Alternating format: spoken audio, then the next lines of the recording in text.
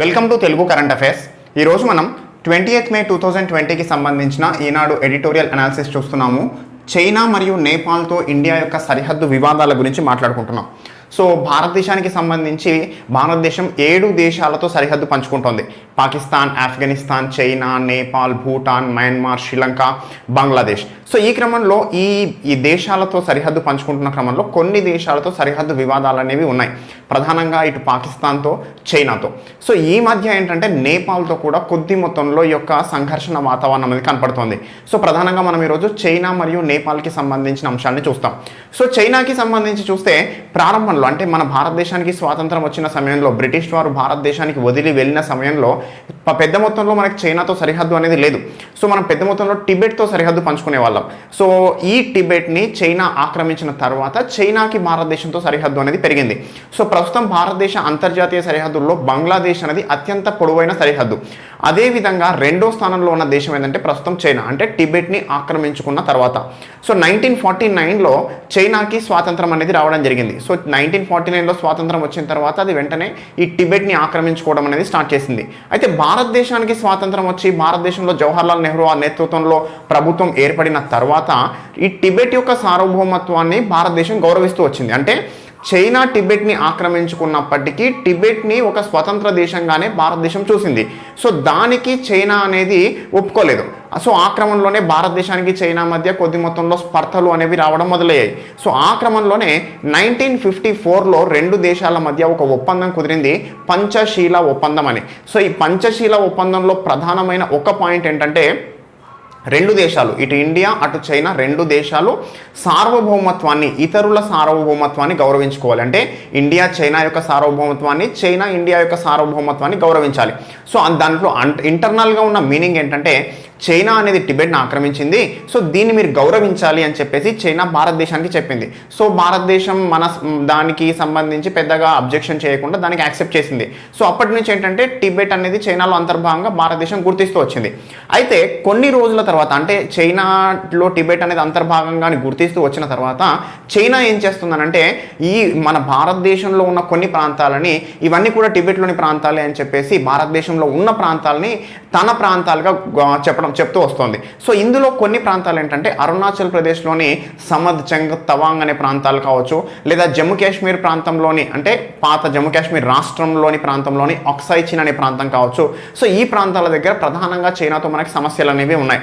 So ఏంటి అని కొంత డీటెయిల్గా చూస్తే భారతదేశానికి సంబంధించి, నా మ్యాప్ అనేది పూర్తిగా పట్టలేదు అరుణాచల్ ప్రదేశ్. సో భారతదేశానికి సంబంధించి ఇటు పాకిస్తాన్, ఆఫ్ఘనిస్తాన్, ఇటు చైనా ఉంది. సో నేపాల్, భూటాన్. సో ఈ ప్రాంతంలో ఉన్న చైనాకి సంబంధించి ఈ ప్రాంతంలో అక్సాయ్ చిన్ అనే ప్రాంతం జమ్మూ కాశ్మీర్లో టాప్ ప్లేస్లో ఉంటుంది. అక్సాయ్ చిన్ అనే ప్రాంతంలో పెద్ద మొత్తంలో చైనాకి ఇండియాకి మధ్యలో సంఘర్షణ వాతావరణం ఉంది. అదేవిధంగా అరుణాచల్ ప్రదేశ్ ప్రాంతంలో కూడా సంఘర్షణ వాతావరణం ఉంది. సో ఎందుకు వచ్చింది సంఘర్షణ వాతావరణం అని చూస్తే, సో ప్రారంభంలో ఏమని చెప్పాము మనము, చైనాతో మనకు పెద్ద మొత్తంలో సరిహద్దు లేదు, కేవలం ఈ ప్రాంతంలో మాత్రమే చైనాతో మనం సరిహద్దు షేర్ చేసుకునే వాళ్ళం. కానీ టిబెట్తో సరిహద్దు ఉంది కాబట్టి టిబెట్కి భారతదేశానికి మధ్య సరిహద్దులను గుర్తించడానికి బ్రిటిష్ వారు ఏర్పాటు చేసిన కమిషన్ ఏంటంటే మెక్-మోహన్. సో ఈ మెక్-మోహన్ వాళ్ళు ఒక బార్డర్ లైన్ డిక్లేర్ చేశారు, దాన్నే మెక్-మోహన్ రేఖ అన్నాం. సో ఆ మెక్-మోహన్ రేఖ ప్రకారంగానే ఈ యొక్క అరుణాచల్ ప్రదేశ్ అనేది భారతదేశంలో అంతర్భాగంగా గుర్తించబడింది. కానీ ఎప్పుడైతే టిబెట్ని చైనా ఆక్రమించిందో, సో చైనా చెప్పే అంశం ఏంటంటే మొత్తం అరుణాచల్ ప్రదేశ్ మాదే అనడం స్టార్ట్ చేసింది. సో కొన్ని రోజుల తర్వాత ఏం చేసిందంటే అరుణాచల్ ప్రదేశ్లో ఒక ప్రధానమైన ప్రాంతం తమాంగ్.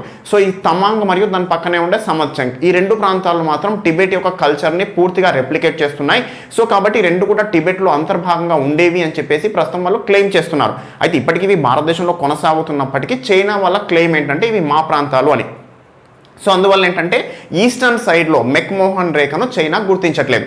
సో నెక్స్ట్ వెస్టర్న్ సైడ్కి వస్తే, అంటే ఇది ఈస్టర్న్ సైడ్, ఇది వెస్టర్న్ సైడ్కి వస్తే, సో వెస్టర్న్ వెస్టర్న్ సైడ్లో బ్రిటిష్ వారు ఉన్న కాలంలోనే జాక్సన్ లైన్ అని గీశారు. 1865లో జాక్సన్ లైన్ అని గీశారు. జాక్సన్ లైన్ ప్రకారం ఏంటంటే ఇప్పుడు మనకు కనిపిస్తున్న red mark, so red line ఏదైతే ఉందో అది జాక్సన్ లైన్. అంటే ఇప్పుడు మన భారతదేశం క్లెయిమ్ చేస్తున్న మొత్తం ప్రాంతం అనేది ఈ జాక్సన్ లైన్ ప్రకారంగా భారతదేశంలో అంతర్భాగం.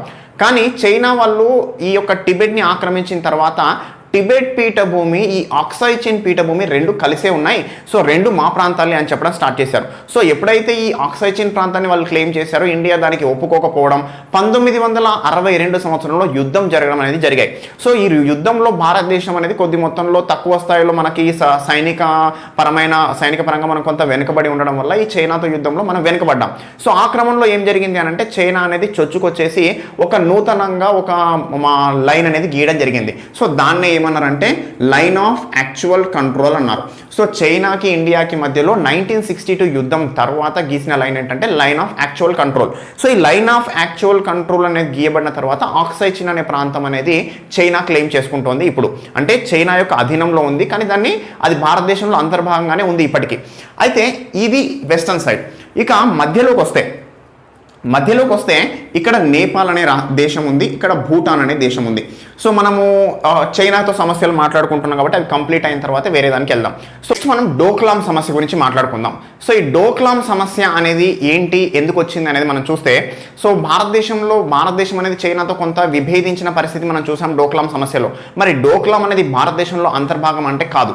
సో డోక్లాం అనేది యాక్చువల్గా భూటాన్ దేశంలో అంతర్భాగం. సో భూటాన్ దేశంలో అంతర్భాగమైన డోక్లాం గురించి మనము చైనాతో ఎందుకు విభేదించాము అనే విషయం గురించి మనం కొద్దిగా వెనక్కి వెళ్తే 1949లో భారతదేశానికి భూటాన్కి మధ్య ఒక ఒప్పందం కుదిరింది, ఏంటంటే ఫ్రెండ్షిప్ ట్రీటీ అని. సో దానికే 2007లో ఒక సవరణ చేశారు. సో ఏంటి ఆ సవరణ అంటే, సో భారతదేశం భూటాన్ రెండు దేశాలు కూడా ఒకరికి ఒకరు రక్షణ పరంగా సహకరించుకోవాలి. అంతేకాకుండా రెండు దేశాలు భారతదేశం భూటాన్ రెండు దేశాలు ఈ యొక్క ఒకరి సార్వభౌమత్వాన్ని కాపాడడానికి అవసరమైతే ఇంకొకరు సహకరిస్తారు అనే విషయంగా ఈ యొక్క ఒప్పందంలో రాసుకున్నారు. సో ఈ క్రమంలో జరిగిన అంశం ఏంటంటే ఈ యొక్క భూటాన్ దేశంలో అంతర్భాగంగా ఉన్న డోక్లాంని చైనా క్లెయిమ్ చేసుకోవడానికి ప్రయత్నించింది. సో ఎందుకొరకు అనంటే చైనా అనేది ఈ తన దేశంలో పెద్ద మొత్తంలో ఇన్ఫ్రాస్ట్రక్చర్ డెవలప్ చేస్తోంది. సో యాక్చువల్గా అదంతా టిబెట్, కానీ ఇప్పుడు చైనా ఆక్యుపై చేసింది కాబట్టి ఆ ప్రాంతంలో ఇన్ఫ్రాస్ట్రక్చర్ అనేది డెవలప్ చేస్తోంది. సో దానిలో భాగంగా చైనా చేస్తున్న పని ఏంటంటే ఈ డోక్లాం అనేది మన భారతదేశ బార్డర్లో ఉంటుంది. సో ఈ బార్డర్లో ఉన్న డోక్లాం వరకు కూడా వాళ్ళు రోడ్ ఇన్ఫ్రాస్ట్రక్చర్ డెవలప్ చేయడానికి ప్రయత్నం చేశారు. ప్రధానంగా సైనిక అవసరాలు, ఏదైనా భారతదేశంతో ఆల్టర్కేషన్ కనుక ఏర్పడితే సైనిక అవసరాలని వేగంగా ఈ యొక్క బార్డర్ వరకు తీసుకురావడానికి అవసరమైన విధంగా ఈ యొక్క ఇన్ఫ్రాస్ట్రక్చర్ డెవలప్ చేస్తున్నారు. అయితే ఆ ఇన్ఫ్రాస్ట్రక్చర్ డెవలప్ చేస్తున్న క్రమంలో భారతదేశ బార్డర్లో ఉన్న డోక్లాం అనేది తమ ప్రాంతం అని చెప్పేసి క్లెయిమ్ చేస్తున్నారు వాళ్ళు. అయితే భూటాన్ చెప్తున్న అంశం ఏంటంటే ఇది భూటాన్లో అంతర్భాగం అని. సో ఈ క్రమంలో భారతదేశం 2007 ఒప్పందం ప్రకారంగా భూటాన్కి హెల్ప్ చేసింది. దేని గురించి? చైనాతో ఈ యొక్క డోక్లాం అనేది భూటాన్లో భాగము, భూటాన్ యొక్క సార్వభౌమత్వాన్ని కాపాడడం మేము ఉన్నాము అనేసి చైనాతో విభేదించాం. సో మరి భారతదేశం ఇంత ముందుకెళ్లాల్సిన అవసరం ఏమొచ్చిందని అంటే, యాక్చువల్గా చైనా యొక్క ప్లాన్ ఏంటంటే భారతదేశానికి సంబంధించి ఈ ప్రాంతంలో చికెన్ నెక్ ప్రాంతం అంటాం. సో చాలా తక్కువ విడుతులో ఉంటుంది ఆ యొక్క ప్రాంతం అనేది. సో ఒకవేళ ఇండియాతో ఏదైనా ఆల్టర్కేషన్ ఏర్పడితే భారతదేశానికి సంబంధించి ఈ ప్రాంతాన్ని క్యాప్చర్ చేయడానికి చైనాకు పెద్ద మొత్తంలో అవకాశం ఏర్పడుతుంది, డోక్లాం గనక వారి అధీనంలో ఉన్నట్లయితే. సో ఆ క్రమంలోనే డోక్లాం వాళ్ళ చేతిలోకి వెళ్లకుండా ఉండడానికి భారతదేశం భూటాన్కి పరోక్షంగా సహకరించింది. సో ప్రధానంగా ఏంటంటే భవిష్యత్తులో ఎప్పుడైనా చైనాతో యుద్ధం పరమైన అంశాలు వస్తే నార్త్ ఈస్ట్ ఈ ప్రాంతం మొత్తాన్ని చైనా కట్ చేయగలిగే అవకాశం ఏర్పడుతుంది ఈ యొక్క డోక్లాం గనక వాళ్ళ చేతికి వెళ్ళినట్లయితే. సో ఆ క్రమంలోనే చైనాపై కొంత ప్రెషర్ తీసుకురావడం, చైనా వెనక్కి తగ్గడం అనేది జరిగింది. అదేవిధంగా ఒక 10 days బ్యాక్ ఈ యొక్క మే నెలలోనే మనం ఇంకో న్యూస్ కూడా చూసాం, ఈ యొక్క నాకులా పాస్ సమస్య అని చూసాం. సో నాకులా పాస్ అనేది కూడా సిక్కిం ప్రాంతంలో ఉండే ఒక మార్గం. సో ఈ నాకులా పాస్ ప్రాంతంలో కూడా చైనా ఇండియా సైనికులు పరస్పరం ఈ యొక్క ఆల్టర్కేషన్, ఫిజికల్ అసాల్ట్ అనేది జరిగింది. సో ప్రధానంగా ఏంటంటే ఆ యొక్క ప్రాంతాల్లో బార్డర్లో కంటిన్యూస్గా జరిగే అసాల్ట్స్ ఇవి. సో చైనా అనేది తన చుట్టూ ఉన్న దాదాపు 14 దేశాలతో ఇలాంటి సమస్యలు అనేవి కొనసాగిస్తోంది అని చెప్తున్నారు. సో ఇటు జపాన్తో, ఇండోనేషియాతో, వియత్నాంతో. సో జపాన్తో అయితే షెంకాకు దీవి, మన వియత్నాంతో అయితే పరాశర అనే దీవి. సో ఆ క్రమంలో దాదాపుగా తన బార్డర్లో ఉన్న అన్ని దేశాలతో ఈ రకమైన సమస్యలు అనేవి కంటిన్యూ చేస్తోంది అని చెప్తున్నారు. సో మన భారతదేశంతో చూస్తే అటు ఈస్ట్ సైడ్ అరుణాచల్ ప్రదేశ్, ఇటు వెస్ట్ సైడ్ ఆక్సాయ్ చిన్, ఇటు సైడ్ మన ఉత్తరాఖండ్ ప్రాంతంలో ఇప్పుడు మనం డిస్కస్ చేయబోతాం. సో ఈ క్రమంలో వివిధ ప్రాంతాల్లో కూడా భారతదేశంతో ఎక్కడ అవకాశం ఉంటే అక్కడ ఈ ఆల్టర్కేషన్స్ అనేవి పెంచుకోవడానికి ప్రయత్నం చేస్తూ ఉంది. ఇప్పుడు మనం నేపాల్ దగ్గరికి వద్దాం. సో నేపాల్ దగ్గరికి వస్తే నేపాల్ అనేది భారతదేశానికి ఒక ఫ్రెండ్లీ కంట్రీ, మిత్ర దేశం. సో నేపాల్ మిత్ర దేశంగా ఉన్నప్పటికీ భారతదేశంతో దానికి ఇటీవల కొన్ని యొక్క సరిహద్దు సమస్యలు అనేవి రావడం జరిగింది. సో ఏంటి అని చూస్తే నేపాల్, భారతదేశం మరియు టిబెట్ మూడు దేశాలకి మధ్య కామన్ పాయింట్గా ఉన్న ప్రాంతం ఏంటంటే కాలాపాని అంటారు. సో ఈ కాలాపాని అనే ప్రాంతం అనేది ఈ యొక్క ప్రాంతంలో ఉంటుంది. సో కాలాపాని ప్రాంతంలోనే లిపు లేక్ అనే పాస్ ఉంటుంది. సో ఈ కాలాపాని, లిపు లేక్ అనే రెండు ప్రాంతాలు అనేవి ఉమ్మడి సరిహద్దు ఉన్నాయి. అయితే రీసెంట్గా భారతదేశం 370 ఆర్టికల్ అనేది రద్దు చేసిన తర్వాత భారతదేశంలో ఈ జమ్మూ కాశ్మీర్, లడాక్ అనే కేంద్రపాలిత ప్రాంతాలు ఏర్పడ్డాయి. సో ఆ క్రమంలో భారతదేశం యొక్క సర్వే ఆఫ్ ఇండియా వాళ్ళు ఏం చేశారు అని అంటే కొత్తగా మ్యాప్ రిలీజ్ చేశారు. సో ఆ యొక్క మ్యాప్లో చేసిన అంశం ఏంటంటే ఈ యొక్క కాలాపాని మరియు లిపులేక్ పాస్ అనే రెండు ప్రాంతాలు కూడా భారతదేశంలోని పితోర్ఘర్ అనే జిల్లాలో అంతర్భాగంగా గుర్తించబడ్డాయి. అయితే భారతదేశం గుర్తించిన ఈ ప్రాంతాలు, భారతదేశం అంతర్భాగంగా గుర్తించిన ఈ ప్రాంతాలు తమ దేశంలోని దర్చులా అనే జిల్లాలోని భాగాలు అని చెప్పేసి నేపాల్ క్లెయిమ్ చేస్తోంది. సో దీనికి సంబంధించి వాళ్ళు చెప్తున్న అంశం ఏంటంటే 1815-16లో కుదిరిన సుగౌలి ఒప్పందం. సో బ్రిటిష్ ఈస్ట్ ఇండియా వాళ్ళకి మరియు ఈ యొక్క నేపాల్ వాళ్ళకి వీళ్ళిద్దరికీ మధ్య ఒప్పందం కుదిరింది, సుగౌలి ఒప్పందం 1815-16లో. సో ఈ 1815-16లో కుదిరిన ఈ ఒప్పందం ప్రకారం ఏంటంటే ఈ యొక్క మహాకాళి అనే ఒక నది ఉంటుంది అక్కడ. సో మహాకాళి నది అనేది ఈ యొక్క నేపాల్కి వెస్టర్న్ సరిహద్దుగా ఉంటుంది అని చెప్పారు. అయితే ఈ కాలాపాని, లిపులేక్ పాస్ ఏదైతే ఉందో ఆ ప్రాంతాల గురించి పూర్తి స్థాయిలో ఈ ఒప్పందంలో రాసుకోలేదు. సో అందువల్ల ఏంటంటే అటు నేపాల్ ఇవి మా ప్రాంతాలు అంటున్నాయి, ఇటు ఇండియా కూడా ఇవి మా ప్రాంతాలు అంటున్నాయి. సో ఇండియాకి ఏ విధంగా అయితే ఈ యొక్క డోక్లాం వదులుకుంటే చైనాతో సమస్య ఏర్పడుతుందో ఇటు కాలాపాని వదులుకుంటే కూడా అంతే పెద్ద మొత్తంలో సమస్య ఏర్పడుతుంది. ఎందుకంటే ఈ యొక్క కాలాపాని, లిపులేక్ ప్రాంతంలో ఏంటంటే దాదాపు 3500 నుంచి 6000 మీటర్ల ఎత్తైన పర్వతాలు అనేవి ఉన్నాయి. సో ప్రధానంగా ఈ పర్వతాలు ఉండడం వల్ల ఏంటంటే అటువైపు చైనా వైపు పూర్తి స్థాయిలో మన యొక్క సైనికులు అని పూర్తి స్థాయి పహారా అనేది ఈజీగా చేయవచ్చు. సో ఒకవేళ కాలాపాని గనక మన చెయ్యి జారిపోయినట్లయితే చైనా నేపాల్ని బెదిరించో లేదా నేపాల్ని బుజ్జగించో ఆ యొక్క కాలాపానిని తన అధీనంలోకి తీసుకునే అవకాశం ఉంది. కాలాపాని గనక ఒకవేళ చైనా అధీనంలోకి వెళ్తే సో ఇండియాకి చైనాకి ఏదైనా పరిస్థితుల్లో ఆల్టర్కేషన్స్ పెరిగితే ఉత్తరాఖండ్ రాష్ట్రం అనేది పెద్ద మొత్తంలో ప్రమాదంలో పడే అవకాశం ఉంటుంది. సో అందువల్ల ఏంటంటే ఇండియా ఈ కాలాపాని ప్రాంతాన్ని వదులుకోవడానికి ఇష్టపడట్లేదు. ఏంటంటే చాలా చిన్న ఏరియా ఇది, 35 స్క్వేర్ కిలోమీటర్లుగా ఉన్న ఏరియా యొక్క కాలాపాని. కానీ పెద్ద మొత్తంలో మన స్ట్రాటజీస్కి సంబంధించి పెద్ద మొత్తంలో మన భారతదేశానికి సహకరించే ప్రాంతం ఈ కాలాపాని. సో అయితే ప్రస్తుతం యొక్క నేపాల్తో ఈ యొక్క కాలాపానికి మధ్యలో సమస్య వచ్చింది.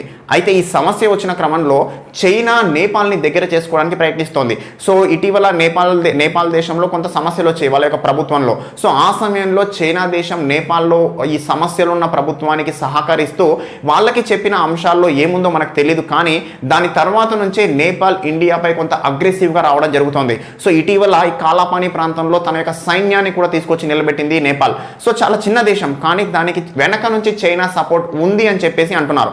అంతేకాకుండా భారతదేశానికి సంబంధించి నేపాల్ అనేది చాలా ఇన్ని సంవత్సరాల నుంచి మిత్రదేశంగా ఉంటూ వస్తున్నప్పటికీ ఇటీవలే ఈ సమస్యలు పెరగడం అనేది కొద్దిగా ఆలోచించాల్సిన అంశంగా ఉంది. అంతేకాకుండా ఈ యొక్క భారతదేశానికి సంబంధించి చైనాతో OBOR project, so one belt one road, China దేశం వన్ బెల్ట్ వన్ రోడ్ అనే ప్రాజెక్ట్ తీసుకొస్తోంది. సో అది కూడా భారతదేశానికి సంబంధించి పాక్ ఆక్యుపైడ్ కాశ్మీర్ గుండా వెళ్ళడం అనేది భారతదేశం అబ్జెక్ట్ చేస్తోంది. సో అది కొనసాగుతున్న క్రమంలోనే ఇటీవల చైనా దేశం చేసిన ఇంకొక పని ఏంటంటే ఒక పవర్ ప్రాజెక్ట్, డమయేర్ భాషా పవర్ ప్రాజెక్ట్. సో గిల్గిట్ అనే ప్రాంతంలో, పాక్ ఆక్యుపైడ్ కాశ్మీర్లోని గిల్గిట్ అనే ప్రాంతంలో చైనా దేశము పాకిస్తాన్తో కలిసి ఒక పవర్ ప్రాజెక్ట్ నిర్మిస్తోంది. 70% వాటా చైనాకు, 30% వాటా పాకిస్తాన్కు అనే పేరుతో. యాక్చువల్గా ఇది పాక్ ఆక్యుపైడ్ కాశ్మీర్, పాక్ యొక్క పూర్తి అధీనంలో ఉన్న భూభాగం కాదు. అయినప్పటికీ ఆ ప్రాంతంలో చైనా వచ్చి పెట్టుబడులు పెట్టడాన్ని భారతదేశం వ్యతిరేకిస్తోంది. సో ఈ విధంగా చైనాకి భారత్కి మధ్య పెద్ద మొత్తంలో ఈ సమస్యలు అనేవి కొనసాగుతూ ఉన్నాయి. అయితే ఈ క్రమంలో ఈ యొక్క చైనాకి సమస్యలు అనేవి కొనసాగుతున్న క్రమంలోనే చైనాలో కరోనా వైరస్ అనేది రావడం, కరోనా వైరస్ని ఎదుర్కోవడానికి అన్ని దేశాలు ప్రయత్నాలు చేయడం, ఆ ప్రయత్నాలు చేస్తున్న క్రమంలో పెద్ద మొత్తంలో మానవాళిని నష్టపోవడం, పెద్ద మొత్తంలో ఆర్థిక వ్యవస్థలు నష్టపోవడం, ఆ క్రమంలో ఏంటంటే అన్ని దేశాలు చైనాపై వేలెత్తి చూపడం, ఈ యొక్క వైరస్ గురించి పూర్తి స్థాయిలో అలర్ట్ చేయలేదు అని కానీ, లేదా ఈ వైరస్ అనేది చైనా ల్యాబ్లో పుట్టిందని కానీ, సో ఈ క్రమంలో ప్రపంచ దేశాలన్నీ కూడా చైనా వైపు దృష్టి పెడుతున్న క్రమంలో చైనా దాన్ని వ్యతిరేకిస్తూ వస్తుంది. సో దాని గురించి ఇటీవల WHO వరల్డ్ హెల్త్ ఆర్గనైజేషన్లో ఒక తీర్మానం పెట్టాయి. ఏంటంటే ఈ యొక్క వైరస్ పుట్టుకకి సంబంధించి పూర్తి స్థాయి ఒక స్వతంత్ర దర్యాప్తు జరపాలి అని చెప్పేసి. సో దానికి సంబంధించి నేపాల్ కానీ పాకిస్తాన్ కానీ దానికి ఆ యొక్క తీర్మానానికి ఆమోద ముద్ర వేసే విధంగా వాళ్ళు ఓటింగ్ చేయలేదు. కానీ భారతదేశం మాత్రం దీనికి వ్యతిరేకంగా ఓటేసింది. ఏంటంటే చైనాలో జనించింది అని చెప్పడానికి కావాల్సిన స్వతంత్ర దర్యాప్తు జరగడానికి కావాల్సిన తీర్మానానికి భారతదేశం ఓటేసింది. అంతేకాకుండా భారతదేశము ఈ యొక్క చైనాని వ్యతిరేకిస్తున్న దేశాలు క్వాడ్ కూటమి. So America, Australia, Japan, India. So ఈ క్వాడ్ కూటమిలో కూడా భారతదేశం ఒక భాగం అవ్వడం అనేది చైనాకి నచ్చట్లేదు. సో అందువల్ల ఏంటంటే పెద్ద మొత్తంలో భారతదేశానికి సంబంధించి కూడా ఈ క్రమంలో వ్యతిరేకించడం అనేది జరుగుతుంది. అంతేకాకుండా చైనా దేశంలో ప్రస్తుతం ఈ కరోనా వైరస్ సమయంలో ఈ చైనా అనేది కొన్ని నిజాలను దాచిపెట్టిందని చెప్పేసి పెద్ద మొత్తంలో కంపెనీలు చైనాను వీడుతున్నాయి. సో చైనా నుంచి బయటికి వెళ్తున్న కంపెనీలు ఏ దేశాలకైతే వెళ్ళే అవకాశం ఉందో ఆయా దేశాలతో చైనా ఆల్టర్కేషన్స్ అనేవి రోజు రోజుకి పెంచుకుంటోంది. సో ఇటు భారతదేశంలో చూస్తే 3 ప్రాంతాలలో ప్రస్తుతం సమస్యలు అనేవి సృష్టిస్తూనే ఉంది. అటు జపాన్తో షెంకాకు ద్వీపం కావచ్చు, ఇటు వియత్నాంతో పరాశర అనే ద్వీపం కావచ్చు, ఇండోనేషియాతో.